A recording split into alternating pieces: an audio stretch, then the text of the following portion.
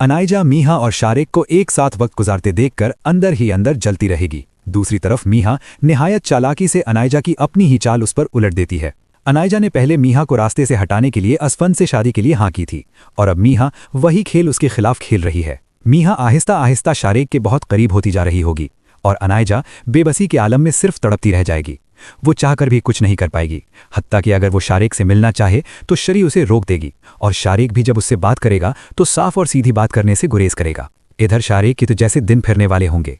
वो यही सोच रहा होगा कि वो मीहा से भी शादी कर लेगा और अनायजा की वॉइस रिकॉर्डिंग के जरिए उसे ब्लैकमेल करके दोनों से पैसे बटोरता रहेगा और आखिरकार बहरोज की सारी दौलत भी उसके हाथ लग जाएगी। मगर उसे ये अंदाजा नहीं होगा कि उसका ये पूरा मंसूबा मीहा नाकाम बनाने वाली है। मीहा अनायजा को इस हद तक जलाएगी कि वो खुद पर काबू नहीं रख पाएगी और ये फैसला करेगी कि अब मजीद इंतजार मुमकिन नहीं। रुखसती के दिन ही अनायजा घर छोड़कर सीधा शारिक के घर पहुंच जाएगी, जबकि शारिक उस वक्त मीहा के लिए बारात लाने की तैयारियों में मसरूफ होगा। अनायजा को इस हालत में देखकर और ये समझते हुए कि वो घर से भागकर आई है, शारिक के होश उड़ जाएंगे क्योंकि उसे अपना सारा माली फायदा खतरे में नजर आने लगेगा। एक तरफ अनायजा उससे शादी पर बज़िद होगी तो दूसरी तरफ शारिक बार बार उसे वापस जाने का मशवरा देगा क्योंकि उसकी मां भी इस रिश्ते को इस तरह कबूल करने के लिए तैयार नहीं होगी। लेकिन अनायजा के लिए वापसी का कोई रास्ता नहीं होगा क्योंकि वो घर में एक खत छोड़कर आई होगी जिसमें उसने अपनी पूरी कहानी बयान की होगी।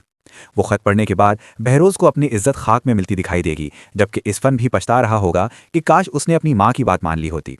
उसकी मां ने उसे पहले ही खबरदार किया था कि वो जल्दबाजी में फैसला कर रहा है और उसे अनायजा के बजाय मीहा से शादी करनी चाहिए, लेकिन उसने इस बात को नज़रअंदाज किया था और अब उसके नताइज उसके सामने आने वाले थे। सूरत हाल इस नहज पर पहुंच जाएगी जहां इसफंद और बहरोज दोनों की इज्जत दांव पर लग जाएगी। बहरोज इसफंद के गुस्से को देखकर उसके सामने हाथ जोड़कर खड़ा हो जाएगा और उससे दरख्वास्त करेगा कि वो कोई जज्बाती फैसला ना करे। इसी दौरान इसफंद की मां भी उसे बार बार समझाएगी कि अनायजा के भागने की सजा मीहा को नहीं मिलनी चाहिए।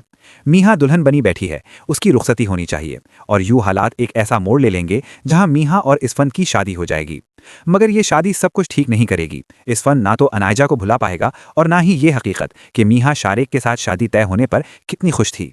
मीहा को बहुत मेहनत करना पड़ेगी ये साबित करने के लिए कि वो इसफंद से सच्ची मोहब्बत करती थी और शारिक के साथ उसका रवैया सिर्फ एक ड्रामा था। लेकिन इसफंद, जो पहले ही अनायजा के हाथों धोखा खा चुका है, अब इतनी आसानी से किसी पर यकीन करने के लिए तैयार नहीं होगा। यही वजह है कि कहानी एक निहायत दिलचस्प और पेचीदा मोड़ लेने वाली है, क्योंकि शादी के बाद भी अनायजा दोबारा इसफंद की जिंदगी में आने की भरपूर कोशिश करेगी और मीहा की अज़दवाजी जिंदगी को तबाह करने के लिए हर हद तक जाएगी।